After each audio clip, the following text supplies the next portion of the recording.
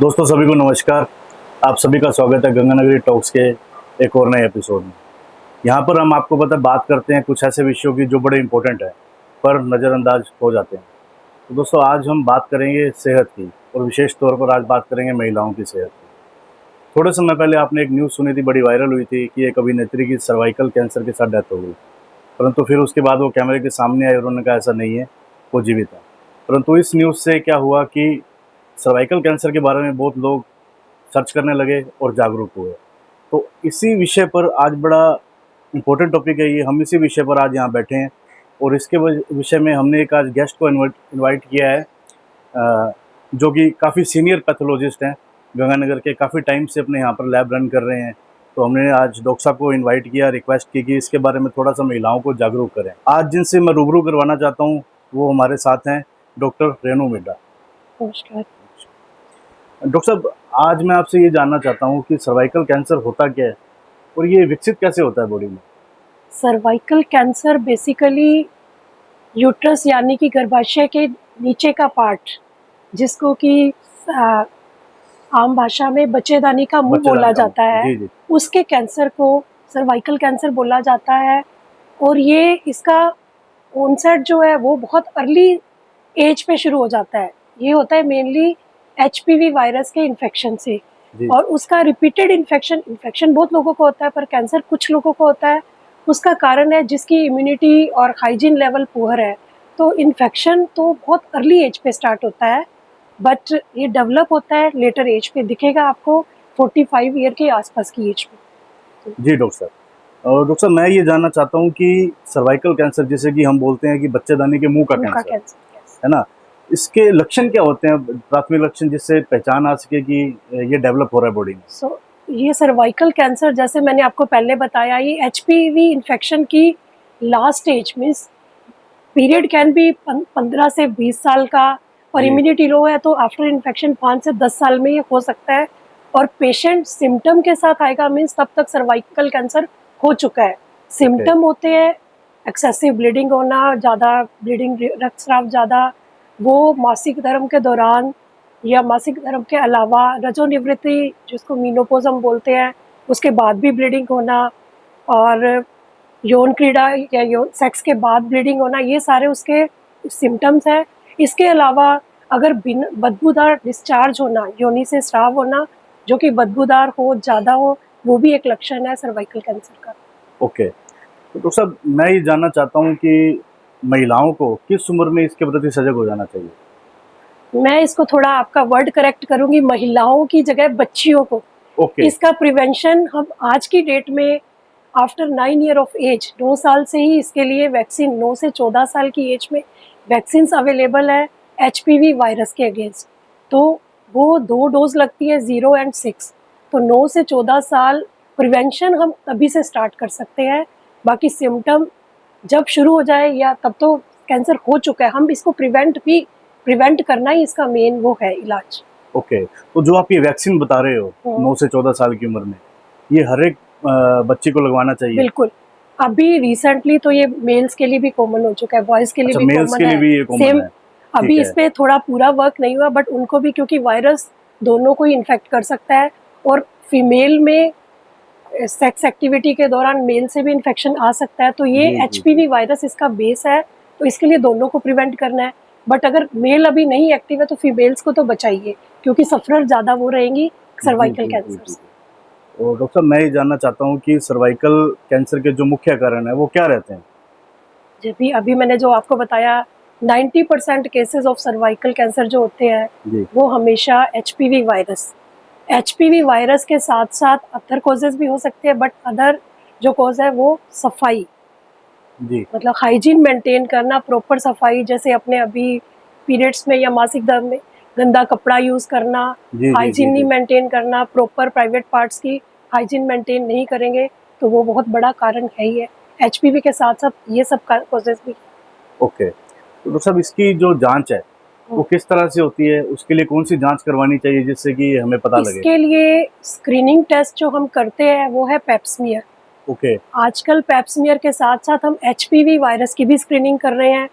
तो ये रिकमेंडेड है 30 साल की एज के बाद अगर HPV और पैप दोनों टेस्ट करवाए जाए तो वो 5 साल की, अगर कोई सिम्टम नहीं है, कोई एबनॉर्मलिटी नहीं आ रही है तो 5 साल की एज पे रिपीट करो।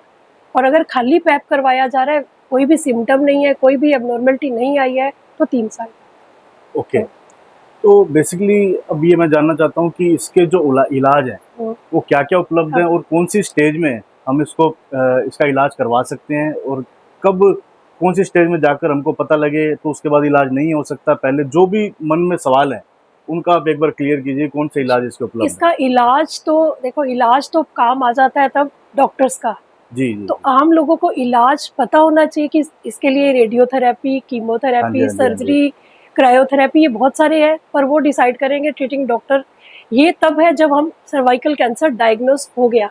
ओके। मेन एम जो हमारा है आज की डेट में, इसको हमने प्रिवेंट करना है, होने ही नहीं देना। जी, जी, तो जी, जी। उसके लिए एक मैंने आपको पहले बताया स्क्रीनिंग टेस्ट है पेप स्मीयर। जी, प्रिवेंशन के लिए HPV वायरस वैक्सीन, जी। प्रिवेंशन और स्क्रीनिंग के लिए रूटीन जो स्क्रीनिंग है वो पेप टेस्ट है। पेप टेस्ट होता क्या है, आम लोगों को ये भी, इसमें हम क्या करते हैं, बच्चेदानी के मुंह से आइदर प्लास्टिक के ब्रश से या स्पैचुला, लकड़ी का स्पैचुला होता है, उससे हम कुछ सिक्रीशन या सेल्स ले लेते हैं, उसको हम माइक्रोस्कोप के अंदर चेक करते हैं। अगर ओके, वो नॉर्मल है तो स्क्रीनिंग मीन्स हम उसमें से जस्ट स्क्रीन कर रहे हैं कि क्या क्या पेशेंट आगे डेवलप हो सकता है, तो उसको हम वहीं उसी स्टेज पे रोक सकते हैं, ट्रीट कर सकते हैं, पेशेंट को गाइड कर सकते हैं, प्रॉपर फॉलोअप में रहे तो कैंसर होगा ही नहीं। तो इसमें कैंसर होने के बाद तो जो बाकी कैंसर्स का इलाज है वही इसका है, सब डॉक्टर ने डिसाइड करना है। स्टेजिंग से आउटकम होगा, अगर अर्ली डिटेक्शन पे डिटेक्ट हो गया तो आउटकम बहुत अच्छा है, बट उसको लेट तक नहीं जाने देना, वो भी ध्यान रखेंगे।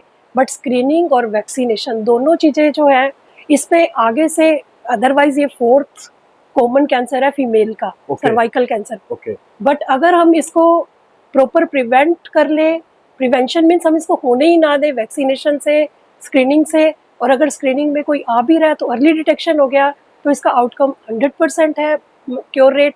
बट बहुत लेट पे अगर पेशेंट सिम्टम आ रहे हैं, इग्नोर कर रहे हैं, तो फिर तो आउटकम जो रहेगा वही होगा।